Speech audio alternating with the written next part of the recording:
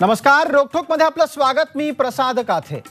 उत्तर प्रदेशातल्या राजकारणातल्या महत्त्वाच्या घडामोडीनं येत्या काही दिवसात देशाच्या राजकारणावर काय परिणाम होतील याची चर्चा आजपासून सुरू झाली. त्याला निमित्त ठरलं ते बसपा प्रमुख मायावती आणि समाजवादी पक्षाचे प्रमुख अखिलेश यादव यांच्या संयुक्त पत्रकार परिषदेचं. या पत्रकार परिषदेत या दोघांनीही परस्परातले मतभेद मिटवून भारतीय जनता पक्षाची झोप उडवण्यासाठी एकत्र येत असल्याची घोषणा केली. प्रत्यक्षात सपा आणि बसपाची ही युती भाजपच्या विरोधात जरी पूर्णपणे असली तरी त्यांनी आपल्या आघाडीतून काँग्रेसलाही दूर ठेवायचा निर्णय घेतलाय. काँग्रेसची मतं सपा बसपाला युती आणि आघाडी केल्यानंतर मिळत नाहीत अशी तांत्रिक तक्रार करत मायावती आणि अखिलेश यांनी राहुल गांधींच्या सोबत उत्तर प्रदेशात लोकसभेची लढाई लढण्यापासून स्वतःची फारकत करून घेतली आहे. मुळात अशा प्रकारच्या निर्णयांचा लोकसभेच्या राजकारणावर परिणाम काय होणार?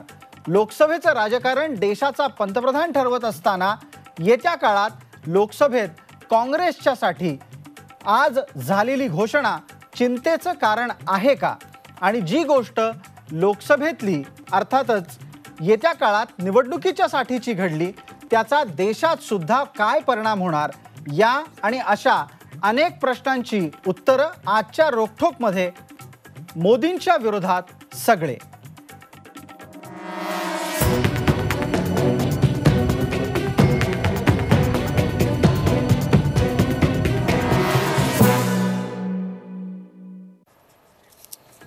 आगामी लोकसभा निवडणुकांसाठी समाजवादी पार्टी आणि बहुजन समाज पार्टी यांच्या आघाडीची अधिकृत घोषणा आज करण्यात आली. बसपाच्या सर्वेसर्वा मायावती आणि सपाचे अध्यक्ष अखिलेश यादव यांनी लखनौमध्ये पत्रकार परिषद घेऊन या आघाडीची घोषणा केली आणि त्यावेळेला काय तर्क मांडले ते आपण पाहणार आहोत.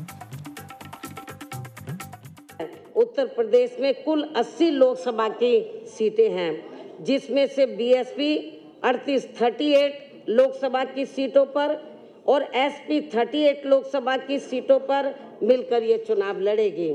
और 2 लोकसभा की सीटें हमने अभी 1-2 और पार्टियों के लिए छोड़ दी है.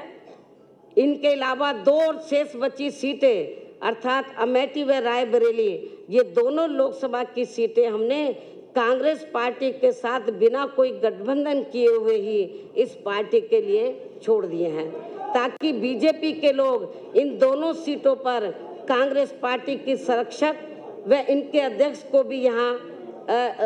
को भी यही उलझाकर ना रख सके.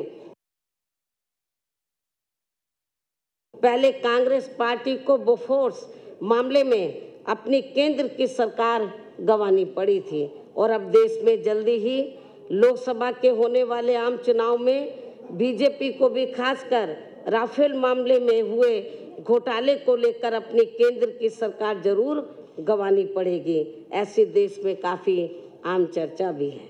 इसी प्रकार वर्तमान केंद्र की भाजपा सरकार का राज विशेषकर अपने विरोधियों को कमज़ोर करने के लिए उनके उत्पीड़न करने के मामले में हमें पूर्व में कांग्रेस पार्टी के रहे राज में सन 1975 में लगी इमरजेंसी से भी अब कोई कम नज़र नहीं आता है.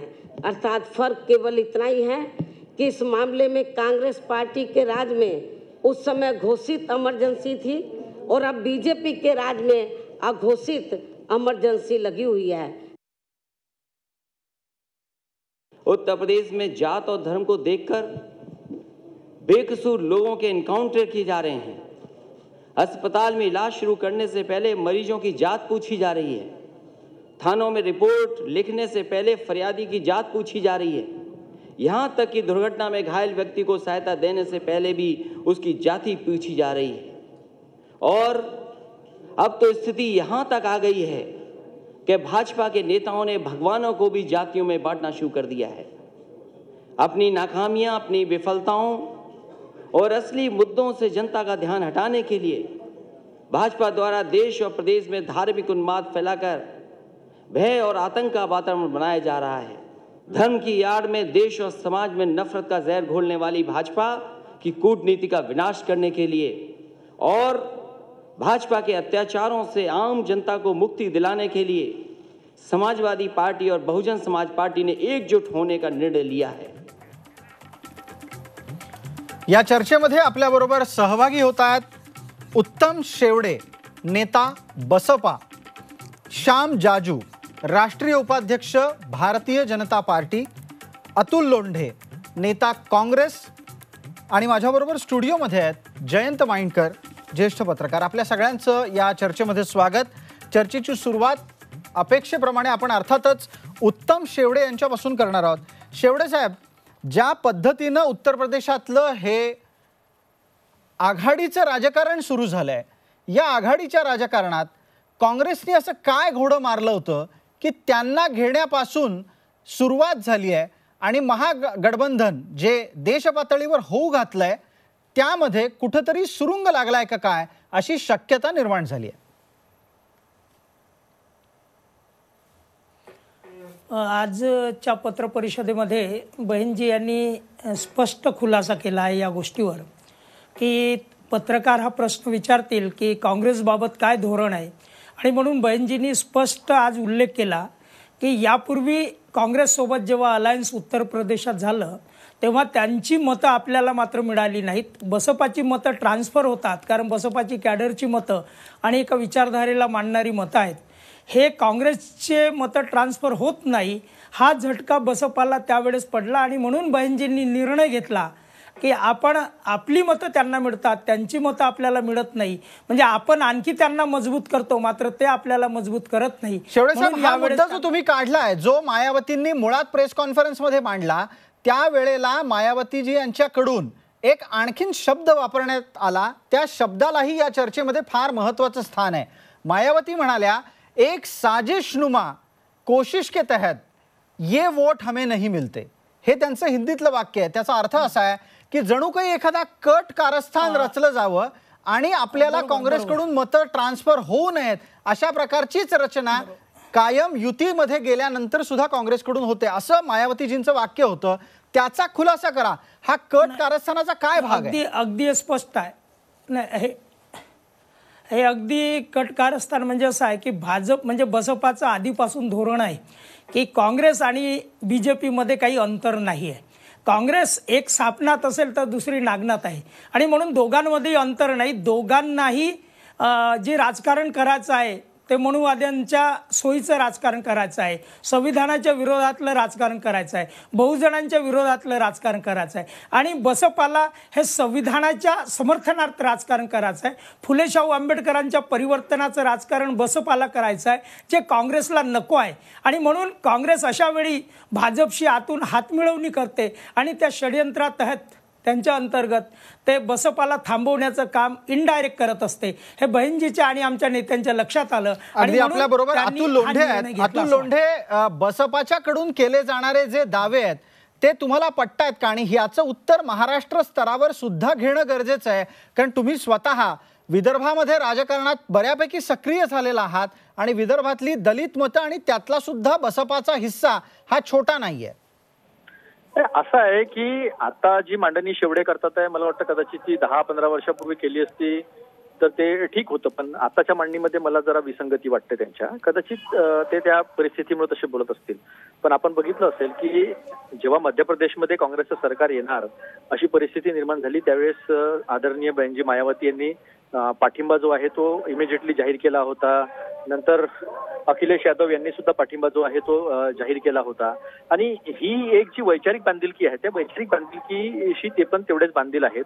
आणि त्यांनी एक गोष्ट ही पण सांगितली जी आपण आता महाराष्ट्राच्या जनतेला कळवली पाहिजे की बहिणजी अशा बोलल्या की तिथे काँग्रेस अध्यक्षांना बांधून ठेवू नये, हा जो प्रयत्न भाजपचा ही जी नीती आहे त्या नीतीच्या विरोधात सुद्धा ते बोललेले आहे. आता 2014 नंतरची 1-2 वर्षाची जी परिस्थिती होती ती अपवादात्मक होती, ते एक लाट होती. आणि त्या लाटेमुळं बऱ्याच अंशी जे आहे ते काँग्रेसचं नुकसान झालं, बसपाचं नुकसान झालं, सपाचंही नुकसान झालं. पण 2009च्या निवडणुकीत जर आपण पाहिलं तर त्यावेळेस काँग्रेसला सुद्धा 21 सीट्स तिथे मिळालेल्या होत्या. पण तरी पण काँग्रेसची पण नीती युपीमध्ये आणि सगळ्या संपूर्ण भारतामध्ये अशीच राहील की तिथे बसपाला नुकसान झालं नाही पाहिजे, सपाला नुकसान झालं नाही पाहिजे आणि काँग्रेसलाही नुकसान झालं नाही पाहिजे. आणि बीजेपी विरुद्ध जी आघाडी उघडलेली आहे ती आघाडी जी आहे ती यशस्वीरित्या पुढे गेली पाहिजे. पण मग अतुल लोंढे, जर तुमच्या लेखी तुम्हाला उत्तर प्रदेशात भाजप विरोधात लढताना स्वतंत्र लढायची वेळ आली तर तुमच्या लेखी काँग्रेसचं आकलन काय असेल की आपल्याला किती जागा मिळू शकतील? कारण आत्ताच्या घडीला फक्त 2 जागा तुमच्या खात्यात आरामात येतील अशी परिस्थिती आहे. एक अमेठी, दुसरी रायबरेली. याच्या पलीकडे जाऊन उत्तर प्रदेशात काँग्रेसचा परफॉर्मन्स कसा असू शकतो? नाही, एक गोष्ट तुम्ही लक्षात घ्या की मी तुम्हाला म्हणूनच 2009ची जी आहे ती आठवण करून दिली. पण हे सगळं करत असताना आम्ही सुद्धा कटाक्षाने काळजी घेणार की आमच्यामधल्या मतविभाजनाचा फायदा आतापर्यंत म्हणजे विशेषतः युपीच्या विधानसभेच्या निवडणुकीमध्ये भाजपला झाला तो तसा होऊ नये याचा प्रयत्न जो आहे तो सातत्यानं राहील. कसंही कितीही काही केलं आणि कोणीही जरी काही बोलण्याचा प्रयत्न केला तरी बसपा असेल, सपा असेल किंवा काँग्रेस असेल हे शाहू फुले आंबेडकर यांच्या विचारधारेवरच काम करणारे पक्ष आहे. प्रत्येक पक्ष आपल्या आपल्या पद्धतीने वाढण्याचा प्रयत्न करत असतो. त्याच्याच नीतीमधला एक जो आज जो डावपेच होता मायावतीचा म्हणा किंवा अखिलेशजींचा म्हणा तो होता. कारण की त्यांची पकड जी आहे ती युपी मध्ये जास्त आहे आणि इतर प्रदेशांमध्ये थोड्याफार प्रमाणामध्ये आहे पण ती कमी आहे. निवडून येण्याच्या परिस्थितीमध्ये आहे असंही आपल्याला म्हणता येत नाही. पण प्रत्येक ठिकाणी काँग्रेस जिथे जिथे बसपा सपा हे समविचारी जे महागठबंधन जे आहे हे एक वैचारिक गठबंधन आहे. त्याच्यामध्ये एक दुसऱ्याला नुकसान झालं नाही पाहिजे हा प्रयत्न राहणार आहे. आणि शेवटला एवढं सांगू इच्छितो, तुमचं म्हणणं लक्षात येत आहे. तुम्ही असं म्हणताय की या वैचारिक गठबंधनामध्ये, या वैचारिक आघाडीमध्ये मतभेद दिसू नयेत. मात्र दुर्दैवानं आज ते तसे दिसलेले आहेत. श्याम जाजू आपल्या सोबत आहेत. श्याम जाजू, जो आकडा माझ्या समोर आहे तो एकदा फक्त 2014च्या लोकसभेचा असला तरी पण प्रेक्षकांच्या माहितीसाठी आपण वाचून दाखवू. भारतीय जनता पक्षाला त्यावेळेला 42.30% मतं मिळाली होती. भाजपाची ही मतं त्याही वेळेला बहुजन समाज पक्ष आणि समाजवादी पक्ष या दोघांच्या बेरजेपेक्षा जास्त आहेत. त्यावेळेला समाजवादीला 22.20% मतं होती आणि बसपाला 19.60% मतं होती. आज परिस्थिती बदलली आहे. त्यावेळेला जी 71 जागा जिंकून येणारी पार्टी म्हणून भाजपा होती त्या भाजपाच्या काही जागा कमी झालेल्या आहेत. आणि आजच्या घडीला तर मायावतींचं वक्तव्य आहे की नरेंद्र मोदी आणि अमित शहा या दोघांची झोप उडवण्यासाठी ही आघाडी झाली आहे. तुम्ही बोला आता.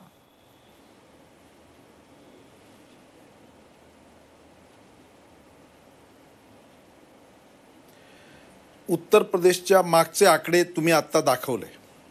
उत्तर प्रदेश देशातला सगळ्यात मोठा प्रदेश आहे आणि अशा उत्तर प्रदेशमध्ये आजपर्यंत ज्या जातीपातीचं राजकारण चालायचं, जे प्रांतीयवादाचं राजकारण चालायचं, त्या सगळ्यावर मात करून मागच्या निवडणुकीमध्ये अमित शहाजींकडे उत्तर प्रदेशाचं नेतृत्वाचं काम होतं. उत्तर प्रदेश कोऑर्डिनेट ते करत होते. नरेंद्र मोदीच्या नेतृत्वाखाली आम्ही चुनाव लढलो आणि लोकसभेमध्ये 71 जागा भारतीय जनता पार्टीला मिळाल्या आणि 2 जागा अपना दल जे आमच्या पार्टीशी समविचारी पक्ष होतात त्यांना मिळाल्या. 83 पैकी 73 जागा आम्ही मिळवल्या आणि काँग्रेसला 2 जागा मिळाल्या. बाकी सपा बसपाचे काय हाल झाले सगळ्यांना माहीत आहे. एकेकाळी ज्या प्रदेशावर सपानी राज्य केलं, अनेक वर्ष केलं, नंतर बसपाचं राज्य आलं, या दोन्ही राज्यकर्त्या प्रादेशिक पक्षांची कशी त्या ठिकाणी वाट लागली हे मागच्या निवडणुकीमध्ये आम्ही दाखवलं.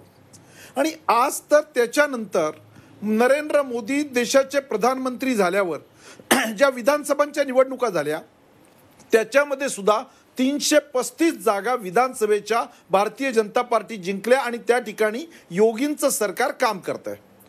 आता या इतक्या मोठ्या अचिव्हमेंट्स नंतर येणारी ही आत्ताची जी निवडणूक आहे, स्वाभाविकपणे त्या पॉलिटिकल पार्टी ज्या मागच्या वेळा स्वतंत्रपणे लढत होत्या त्यांना असं वाटलं की एकमेकात कुस्ती करून भाजपच्या बरोबर आम्ही टक्कर देऊ शकणार नाही. त्यामुळे आपलं अस्तित्व बचावण्यासाठी आणि भारतीय जनता पार्टीला रोखण्यासाठी हे तात्पुरतं तकलादू अशा प्रकारचं गठबंधन आज तयार झालेलं आहे. मला असं वाटतं की या देशामधली जनता ही विचार करणारी जनता आहे, समंजस जनता आहे. पण श्याम केवळ जाजू, आपण भारतीय असं म्हणताय जनता की पार्टीला जनता रोखण्यासाठी या संदर्भात आणि नरेंद्र विचार करेल मोदी- आणि जनता ठरवेल काय करायचं. पण तत्पूर्वी एक छोटीशी माहिती किंवा एक छोटीशी आठवण या निमित्तानं मी आपल्याला करून देऊ इच्छितो. ती म्हणजे अशी आहे की अमित शहा यांनी खुद्द स्वतः आपल्याकडूनच या गोष्टीची चिंता आधीच व्यक्त केलेली आहे की सपा बसपाचं उत्तर प्रदेशात एकत्र येणं हेच केवळ आव्हान असेल. बाकी देशात कुठली फार आव्हानं आता निवडणुकीत उरली नाहीयेत.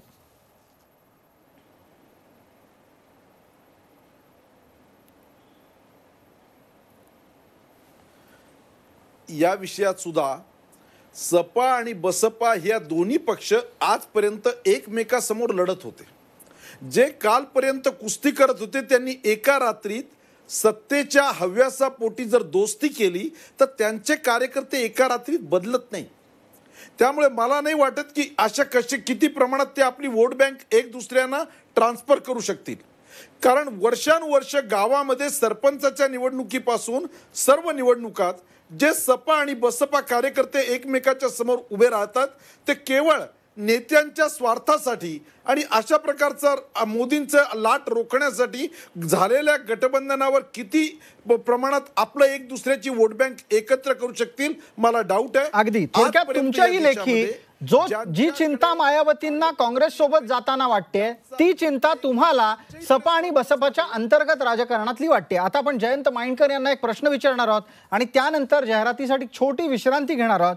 जयंत माइंडकर, प्रॅक्टिकली जर समजा आपण ज्याला हिंदीमधला एक अतिशय सोपा आणि योग्य शब्द आहे जमिनी हकीकत म्हणजे थोडक्यात प्रत्यक्षातली परिस्थिती डोळ्यासमोर आणली तर भले भाजपचा काहीही दावा असो झोप न उडावी अशी परिस्थिती आहे का झोप उडालेली आहे अशी परिस्थिती आहे? झोप उडालेली आहे अशीच परिस्थिती आहे हे मान्य केलं पाहिजे. कारण आज देशातलं सर्वात मोठं राज्य म्हणजे 80 लोकसभा सदस्य असलेलं राज्य म्हणजे उत्तर प्रदेश आहे. आजच्या जर का स्टॅटिस्टिक्स जे तुम्ही मगाशी सांगितलं त्याच स्टॅटिस्टिक्सनुसार जरी आपण गेलो आणि आपण 2009चं आणि सध्याची स्टॅटिस्टिक्स जर का विचारात घेतलं तर आळीपाळीनी कधी समाजवादी पार्टी, कधी बहुजन समाज पार्टी आणि कधी भारतीय जनता पार्टी हे नंबर 1 आलेले आहेत आणि 2014ला भारतीय जनता पार्टी नंबर 1 वर होतही वस्तुस्थिती आहे. सपा आणि बसपा यांना हे लक्षात आलं की जर आपण एकत्र नाही आलो तर पुन्हा भारतीय जनता पार्टीचा विजय होऊ शकतो. आणि याचं सरळ कारण असं आहे, काही स्टॅटिस्टिक्स आपल्याहीकडे आहे ते आपण सांगू शकता की मुळात उत्तर प्रदेशमध्ये ओबीसींची संख्या जे ट्रॅडिशनल समाजवादी पार्टी व्होटर्स आहेत यादव समाज यांची जवळपास 44% आहे. दलित हा जवळपास 22% आहे. तर मुस्लिम हा सपा आणि बसपामध्ये डिव्हाइड झालेला फार मोठा असा 20% मतदारसंघ आहे. ते या परिस्थितीत जातीय समीकरण हे या दोन पक्षांमध्ये विभाजित झाल्यानंतर आणि उत्तर प्रदेशमध्ये उच्चवर्णीय समाज हा 16% आहे.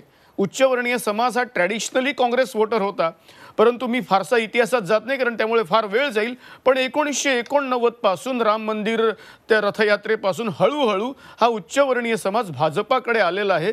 त्याच्यामुळे जो एकेकाळी काँग्रेस हा उत्तर प्रदेशमध्ये नंबर 1चा पक्ष होता तो सध्या नंबर 4 वर आलेला आहे. थोडक्यात तुमचं म्हणणं असं आहे की आत्ताच्या घडीला मतांचं विभाजन जे पूर्वी घडलं ते होणार नाही अशी परिस्थिती आहे. बिलकुल. आणि त्यामुळे झोप उडण्याची शक्यता आहे. जयंत माइंडकर, धन्यवाद. आपण इथे एक जाहिरातीची विश्रांती घेतोय आणि जेव्हा आपण या चर्चेत रोखठोकच्या दुसऱ्या भागात परत येऊ त्यावेळेला मायावतींच्या आणखीन एका वक्तव्याचा संदर्भ घेत महाराष्ट्रातला त्याचा परिणाम शोधून काढू. मायावती असं म्हणाल्या आहेत की त्या देशातही काँग्रेस सोबत जाणार नाहीत आणि भाजपसोबतही जाणार नाहीत.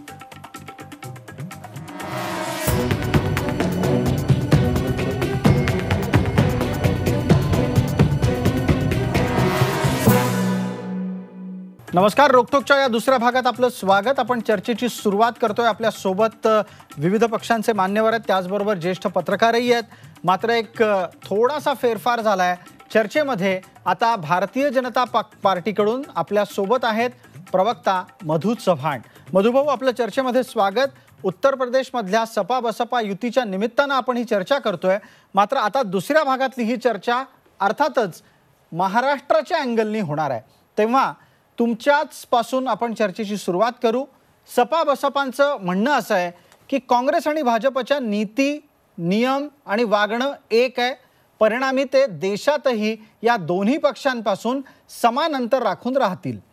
महाराष्ट्रात याचा काय परिणाम होईल? महाराष्ट्रात काय परिणाम होणार नाही, तर सपा बसपा जवळ आलेले आहेत. ते एकाला लपवा आणि दुसऱ्याला झाकावा अशा तऱ्हेचा त्या ठिकाणी प्रकार आहे. कुठलीही युती होते ती समान कार्यक्रमावर होते. जसं जनता पार्टीच्या काळामध्ये इंदिराजींच्या आणीबाणीच्या विरोध झाले, त्याच्यानंतर एनडीएचे चालते काही कार्यक्रम समान कार्यक्रम घेऊन आले. तसं यांनी समजा 4 मुद्दे घेतले असते सपा बसपाने की ह्या 4 मुद्द्यावर हा देशामध्ये फेल्युअर झाले, सुरक्षा असेल, परराष्ट्र धोरण असेल, शेती असेल वगैरे वगैरे. केवळ बीजेपीला त्यात मोदीजींना विरोध म्हणून आलेले एकत्र आहेत. महाराष्ट्राच्या राजकारणात त्याचा काही परिणाम होणार नाही. आपल्यासोबत बसपाचे नेते उत्तम शेवळे आहेत. आपण लगेच त्यांनाही हा प्रश्न विचारू. उत्तमराव, तुम्हाला वाटतंय की महाराष्ट्रात तुम्ही काहीही फरक पाडू शकणार नाही का? तुमच्या लेखी काही जागा या तुमच्या काँग्रेस पासून दूर असल्यामुळे काँग्रेसला जड जातील, राष्ट्रवादीलाही जड जाऊ शकतात?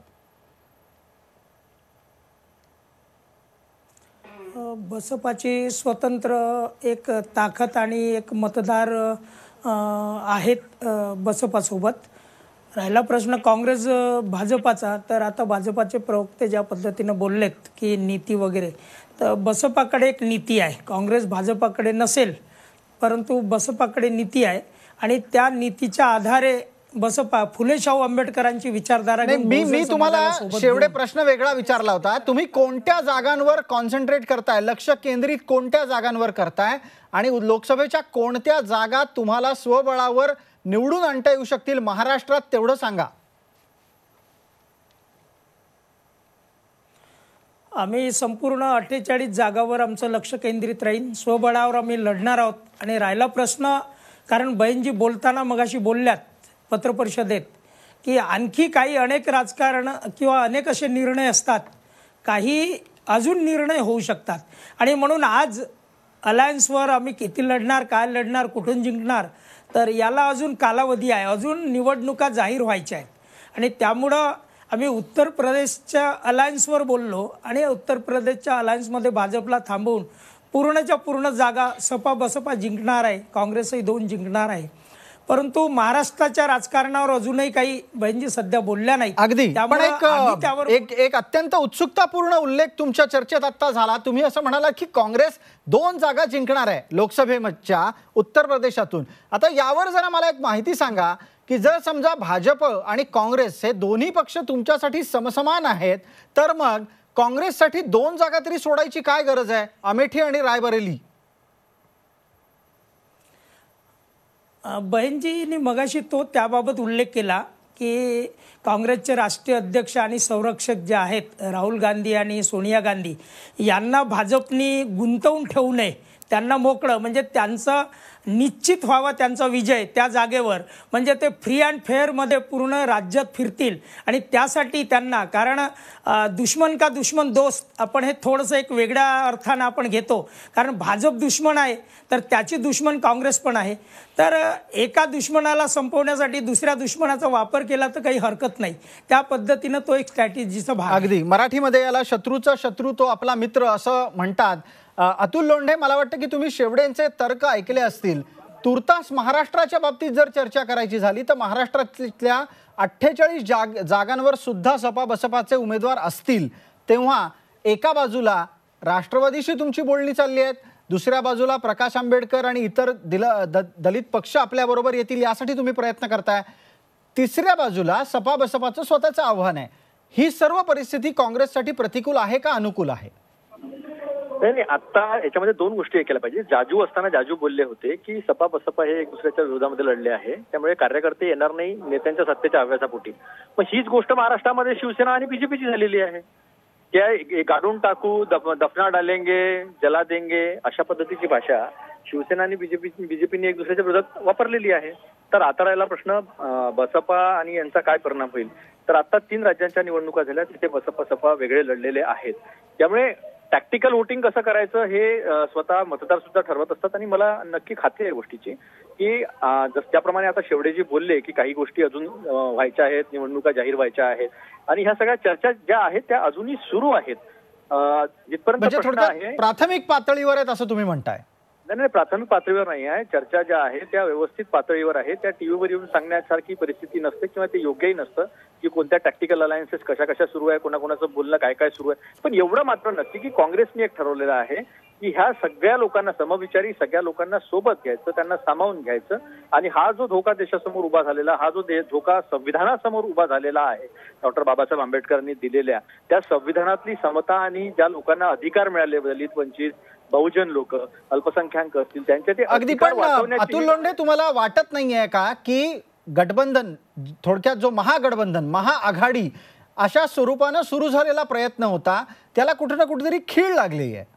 नाही, मला असं वाटतं की खीळ लागलेली नाही आहे. प्रत्येक जण आपापला पक्ष वाढवण्याचा प्रयत्न करतो आणि त्या प्रयत्नाचाच एक भाग म्हणून आपण हे पाहिलं पाहिजे. मला तरी असं वाटतं की येणाऱ्या काळामध्ये झपाट्यानं जी राजकीय परिस्थिती बदलत आहे त्या परिस्थिती अनुरूप सगळे पक्ष एकत्र येतील, बसतील आणि एकत्र लढतील. ही परिस्थिती आपल्याला फारच लवकर महिन्याभरात झाली. अगदी. आपण लगेच या निमित्तानं पुढचा प्रश्न विचारणार आहोत मधू चव्हाण यांना. मधू भाऊ, काँग्रेस असो, सपा असो, बसपा असो, हे सगळेजण आत्ताच्या घडीला मोदींच्या विरोधात एकजुटीने लढायला निघाले आहेत. तुम्हाला वाटतं की ही एकजूट टिकून राहील? पहिला प्रश्न. आणि दुसरी गोष्ट, जर ती टिकली तर मात्र आव्हान कडवं असेल. मी अतिशय स्वप्नरंजनात वावरणारा कार्यकर्ता नाही किंवा भारतीय जनता पक्षाचा प्रवक्ता नाही. एक विशिष्ट कार्यक्रम घेऊन सगळ्यांनी, आता पंतप्रधान माननीय शरद पवार साहेबांना व्हायचंय. मी काय पत्रपरिषद मायावतींची ऐकली नाही, परंतु मला जे सांगण्यात आले दिल्लीमध्ये की पंतप्रधान पदाचा उमेदवार त्या ठिकाणी सपाच्या नेत्यांनी मायावतीनं जाहीर केलंय. अगदी अगदी. अखिलेश यादव यांचं विधान होतं आणि खरं तर त्या चर्चेवर आपल्याला यायचंच होतं, पण तुम्ही आता मुद्दा उपस्थित केलात. अखिलेश यादव म्हणाले पुढचा पंतप्रधान उत्तर प्रदेशातूनच असेल. हा, त्यामुळे मायावतीनं जाहीर केलेलं आहे. दुसरी काँग्रेसचे पंतप्रधान पदाचे उमेदवार श्रीमान राहुल गांधी आहेत. देशातली जनता, विशेषतः 1985 नंतर जे जन्माला आलेले आहेत, जे राम जन्मभूमीच्या आंदोलनाच्या नंतर 5-7 वर्षांची पिढी आहे, त्या पिढीला सुद्धा परवाचं एक भाष्य माननीय प्रधानमंत्र्यांनी केलं की त्या ठिकाणी अध्यादेश मी न्यायालयाच्या निर्णयानंतरच त्या ठिकाणी झाला, त्याचा परिणाम झाला. नंबर 1, या ठिकाणी आता मायावतींच्या पक्षाचे प्रतिनिधी म्हणाले की आम्ही 2 ठिकाणी अमितीच्या सोडल्यात, 38 जागा त्यांनी वाटून घेतल्यात. तर त्या सगळ्या ठिकाणी काँग्रेस तर उभी करणारच आहे. काँग्रेस या अलायन्समध्ये उत्तर प्रदेशात नाही आहे. महाराष्ट्रात तर माझं मत आहे त्यांच्या तोंडात साखर पडो, बसपाने सगळ्या सीट लढवत, ते आमची मतं खाणार नाहीत. ते आता ते जाहीरपणे सांगत नाही काय गणित आहे ते माझं. आम्हाला माहिती आहे कोणाची आम्हाला मतं मिळतात. युती कोणाची नेत्यांची झाली तरी अनुयायांची नाही, सर्वसामान्य. पण मग अतुल लोंढेंनी जो प्रश्न उपस्थित केला तो आत्ताच्या घडीला लोकसभेच्या निवडणुकीत महाराष्ट्रात एका बाजूला सपा बसपाचं आव्हान असताना भाजपला शिवसेनेची वोट बँक ही परावर्तित करून मिळेल का? बघा, भारतीय जनता पक्षाचं असं स्पष्टपणे सांगतो, काय ताकाला नेहमी भांडं लपवत नाही. लोकसभेला आमची शिवसेनेवर युती व्हावी अशी आमची इच्छा आहे. पण समजा दुर्दैवाने ती झाली नाही तर आम्ही त्या ठिकाणी समर्थपणे महाराष्ट्रातल्या 48 जागा लढवायची तयारी केलेली आहे. पहिल्यांदा युती व्हावी अशी इच्छा, युती होईल असा अंदाज आहे लोकसभेनंतर, त्याच्यानंतर सुद्धा. परंतु देशातली जनता डोळसपणे सगळ्याकडे पाहत आहे की एका बाजूला भारतीय जनता पक्ष, त्यांचे नेते मोदी, आणि दुसऱ्या बाजूला ही त्या ठिकाणी असलेली सगळी परस्पर समोरासमोर आल्यानंतर शिष्टाचार म्हणून नमस्कार सुद्धा मायावतीने कधी मुलायम सिंग अखिलेश यादवला केला नव्हता. हे गरजेतून निर्माण झालेली युती नाही, अगतिकतेतून निर्माण झालेली युती आहे. आपण शेवडेंना विचारू. शेवडे, हा एक आक्षेपही आहे की ही संधी साधू लोकांची युती आहे.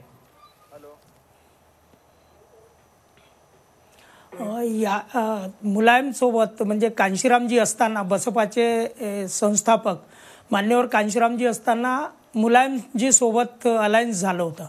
म्हणजे यापूर्वी अलायन्स झालं होतं आणि त्यांना मुख्यमंत्रीपद बसपाच्या वतीनं देण्यात आलं होतं. तर त्यामुळं बहिणजी बोलताना बोलल्या की त्यानंतरची घटनाक्रम थोडाफार वाईट अनुभव जरी आले तरी समाज हित लक्षात घेता, देश हित लक्षात घेता हे अलायन्स केलेलं आहे.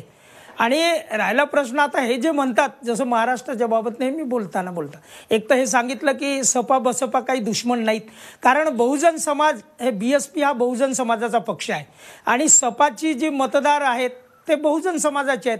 सपाचा मतदार आणि बसपाचा मतदार काही वेगवेगळा नाही, तो एकच आहे, बहुजन समाज आहे. महाराष्ट्रात जे भाजपवाले जे बोलतात त्यांचे किती % मतं आहेत, किती टक्केवारी आहे. जर आता सेना आणि भाजपा जर वेगवेगळी लढली म्हणजे यांची उच्चवर्णीयांची मतं पाहिली तर हा OBC आता जर सोडला यांच्यातला मराठा समाजाचं नेतृत्व आता एकीकडे शरद पवारजी करतात, काँग्रेसवाले OBCतलं करतात, तर अशा वेळेस बहुजन समाजाचं नेतृत्व, कारण मंडल आयोगाचं कमंडल करण्याचं काम भाजप काँग्रेसवाल्यांनी केलं दोघांनी, म्हणजे मंडलवाल्यांना बेवकूफ बनवण्याचं काम केलं. आणि म्हणून अशा वेळेस बसपाकडे हा संपूर्ण वर्ग OBC, जसं आता नकली OBC म्हणून हे पुढे आलेत मोदीजी, आणि हा काही मोदी विरोधातला लढा नाही, हा लढा आहे या देशातला संपूर्ण राष्ट्रवादी हा लढा आहे आणि संविधानाच्या समर्थनाचा आहे. या निमित्तानं आपण आता पटकन जयंत माइंडकर यांना चर्चेत सहभागी करतोय. जयंत माइंडकर, तुम्ही तर्क पाहताय, पक्ष काय काय देत आहेत, वस्तुस्थिती काय आहे आणि या वस्तुस्थितीच्या आधारे आत्ताच्या घडीला समोर येणारं चित्र काय सांगतं? तुम्हाला ही वस्तुस्थिती उत्तर प्रदेशातली पाहिजे की महाराष्ट्रातली पाहिजे एवढं? दोन्ही टप्प्याटप्प्याने. दोन्ही टप्प्याटप्प्याने. तर तुम्हाला मी पहिल्यांदा उत्तर प्रदेशातली एवढीच सांगतो की उत्तर प्रदेशात हे 2 पक्ष हे नंबर 1 आणि नंबर 2 आहेत आणि नंबर 3 वर भारतीय जनता पार्टी आहे. या दोघांची जर का युती झाली आहे, त्याचबरोबर 4थ्या नंबरचा पक्ष म्हणजे काँग्रेस आणि 5व्या नंबरवर असलेला राष्ट्रीय लोकदल हा अजित सिंगांचा पक्ष आहे. तुर्तास असं दिसत आहे की मायावती आणि अखिलेश यादव, आपण जे काही त्यांचं 1993 साली झालेलं भांडण वगैरे आहे मुलायम सिंगाची, ते तुर्तास आपण विसरून जाऊया, पण हे 2 पक्ष एकत्र आले आणि त्यांच्याबरोबर काँग्रेस आणि अजित सिंगांचा पक्ष आणि निषाद म्हणून एक कास्ट बेस्ड पार्टी आहे, या तिघांना घेतलं तर या युती समोर भारतीय जनता पार्टी ज्यांनी 71 जागा जिंकलेल्या होत्या ज्या पक्षांनी, या 71चं स्टॅटिस्टिक्स असं दिसतंय की त्यांच्याकडे 10 ते 15 जागा तरी उरतील का ही शंका आहे. आणि हा महाराष्ट्राचं जर का गणित सांगितलं, एक लक्षात घ्या की समाजवादी पार्टीनी अगदी त्यांच्या फॉर्मेशन पासून सतत काही भागात आपले उमेदवार उभे केले, परंतु जेवढं मला लक्षात आहे की 3 आमदारांच्या पलीकडे कधीही महाराष्ट्र विधानसभेत समाजवादी पार्टीनी आपली हजेरी लावलेली नाही. मात्र एक वस्तुस्थिती आपण मान्य केली पाहिजे की 1995 पासून आजतागायत समाजवादी पार्टीचा एक ना एक आमदार हा महाराष्ट्र विधानसभेत सतत असतो. बहुजन समाज पार्टीनी लोकल बॉडीजमध्ये भलेही आपलं डॉमिनन्स दाखवलेलं असलं तरी सुद्धा महाराष्ट्र विधानसभेत सुद्धा अजूनपर्यंत त्यांचा एकही प्रतिनिधी आलेला नाही. मला या पक्षाचं एका वाक्यात सांगतो, मला या पक्षाचं एक लक्षणीय यश दिसतंय. ते मला वाटतं 2014ला नागपूरमध्ये त्यांचा एक उमेदवार उभा होता गडकरींच्या विरोधात आणि या उमेदवारांनी 96,000 मतं घेतली होती माझ्या माहितीप्रमाणे. हे त्यांचं त्यातल्या त्यात सर्वात मोठं लक्षणीय यश आहे. आता या सर्वांची गोळाबीरीज होणार आहे का? आणि महाराष्ट्रात रिपब्लिकन पक्ष डॉमिनंट असल्यामुळे दलित मतं रिपब्लिकनकडे वळतील की बहुजन समाज पार्टीकडे वळतील, हा एक फार मोठा प्रश्न आहे. हा कसा टॅकल केला? अतुल लोंढे यांना या निमित्तानं प्रश्न उपस्थित राहतोय. अतुलजी, माझा आवाज आपल्यापर्यंत पोहोचत असेल तर दलित मतांवर महाराष्ट्रातली मक्तेदारी कुणाची? असं आहे की दलित, आदिवासी आणि अल्पसंख्याक हे अतिशय हुशारीनं मतदान करत असतात आणि त्यांना कळतं की आपलं भलं कशामध्ये आहे. आणि मागच्या 4.5 वर्षाचा जर इतिहास पाहिला तर आपल्याला इथून पुढे नव्यानं जेव्हा निवडणुका होतील आणि तुम्हाला काँग्रेस पक्षाचं, राष्ट्रवादीचं जेव्हा यश दिसेल आघाडीचं, तेव्हा तुम्हाला नव्याने याची मांडणी करावी लागेल की हे मतदार प्रत्येक वेळेस कशा पद्धतीनं मतदान करतात. तर रात्राला मधुजी चव्हाण बोलले की आम्ही आगतिकतेतून करतो आहे सपा बसपा, ही आगतिकता नेहमी भाजपने दाखवलेली आहे. हे भाजप बसपा सोबत आगतिकतेने बसलेलं आहे, हे भाजप सगळ्यांसोबतच बसलेले असे कोण नाही आहे. पण त्यांनी माइंडकर साहेबांनी जे सांगितलेलं आहे, निषाद आहे, राजभर आहे, ह्या ज्या 2 जाती आहेत आणि यादव, मुस्लिम, इतर अनेक पक्ष जे आहे, मायावतींची जी कास्ट आहे, हे मताचं कॉन्सॉलिडेशन आपल्याला झालेलं तिथे बघायला मिळेल. आणि सगळ्यात महत्वाचा मुद्दा, ज्या पद्धतीनं अल्पसंख्याकांवर, दलितांवर, बहुजनांवर, ओबीसींवर अत्याचार सुरू आहे, मग ते ओबीसीची स्कॉलरशिप असो, मॉब लिंचिंग असो किंवा तो मुद्दा लक्षात आला. पण तुमचं म्हणणं असं आहे की आत्ताच्या घडीला दलित, मुस्लिम आणि अल्पसंख्याक म्हणजे दलित, आदिवासी आणि अल्पसंख्याक हे 3ही घटक सजगपणे मतदान करतील. शेवड्यांना माझा प्रश्न आहे. आपण तिन्हीमध्ये पाहिलं ना, आपण मध्य प्रदेशमध्ये पाहिलं, मान्य आहे. मला लक्षात आला तुमचा मुद्दा तुमचा लक्षात येतो. अतुल लोंढे, आपल्याला चर्चेला थोडं पुढे न्यायचं आहे. उत्तम शेवडे, जर समजा ज्या पद्धतीने अतुल लोंढेंचा दावा आहे की दलित, अल्पसंख्याक आणि आदिवासी हे सजगपणे मतदान करतील आणि त्यांच्याकडून काँग्रेस त्याचबरोबर राष्ट्रवादीला बऱ्यापैकी अपेक्षा आहेत, मग तुम्हाला कुठून मतं मिळणार आहेत? आता संपूर्ण देशात एक तर भाजप काँग्रेस, पहिल्यांदा काँग्रेसला लोकांनी नाकारलं, आता भाजपला नाकारायला चालले आहेत. अशा वेळेस संपूर्ण देशामध्ये दलित समाजाची एक राष्ट्रीय नेता म्हणून बहिणजी पुढे आलेले आहेत आणि त्या निमित्तानं संपूर्ण महाराष्ट्रातला दलित आणि आदिवासी समाज हा त्यांच्या नेतृत्व त्यांनी मान्य केलेला आहे. राहिला प्रश्न ओबीसींचा, मुस्लिमांचा, एक तर सपासोबत अलायन्स झाल्यामुळं मुस्लिम समाज आहे तो मोठ्या संख्येनं सोबत येणार आहे. ओबीसी मधला जो काही वर्ग ज्याला आपण एमबीसी म्हणतो, मोस्ट बॅकवर्ड आहे, कारण यांना माहिती आहे की काँग्रेसनी आणि भाजपनी त्यांना रिझर्वेशनच्या नावाखाली भूलथापा दिलेले आहेत आणि म्हणून ओबीसीचं मंडल आयोगाचं आंदोलन संपूर्ण बसपानी देशभर राबवलं, पसरवलं आणि त्यांना सहकार्य केलं आणि म्हणून ओबीसीतला हा जो डाऊन ट्रोडन ज्याला आपण म्हणता एमबीसी वर्ग हा बसपा सोबत आहे आणि म्हणून एससी एसटी मायनॉरिटी आणि हा ओबीसीतला एक खालचा एमबीसी हा वर्ग मोठ्या प्रमाणात बसपा सोबत राहणार आहे. कारण काँग्रेसचं स्वतःचा आपला मतदार नाही. हा आंबेडकरी, फुले शाहू आंबेडकरी विचाराचा जो मतदार होता तो थोडासा इकडे फुले शाहू आंबेडकरी विचाराचा पक्ष मजबूत नसल्यामुळे तो काँग्रेसकडे गेला. आता फुले शाहू आंबेडकरांचा पक्ष बहिणजीच्या नेतृत्वात राष्ट्रीय स्तरावर उदयास आल्यामुळे हा संपूर्ण समाज. पण मग उत्तम शेवडे, जर समजा प्रकाश आंबेडकर हे महाराष्ट्रात काँग्रेस एनसीपीच्या आघाडीच्या सोबत जाण्याची शक्यता असेल तर मग ते आपली मतं, आपली विचारधारेची माणसंही घेऊन जातील. मग त्यानंतरही सपा बसपाला महाराष्ट्रात काय स्थान असेल? वेळ सांगेल, त्याला वेळ येऊ द्या. तुम्ही फार डिप्लोमॅटिक उत्तर दिलं, धन्यवाद त्याच्यासाठी. पण आपण हाच प्रश्न आता अतुल लोंढेंकडे नेऊ. अतुल लोंढे, सपा बसपा आघाडीलाच आदिवासी, अल्पसंख्याक आणि इतर बहुजनांची मतं मिळतील असा दावा आहे. तुम्ही प्रॅक्टिकली मला सांगू शकाल का आजच्या घडीला, का आत्ता तुम्हाला तुमचे पत्ते उघडायचे नाहीयेत, तुमची गुपितं फोडायची नाहीयेत, की नक्की मतदान कुठून येणार आहे?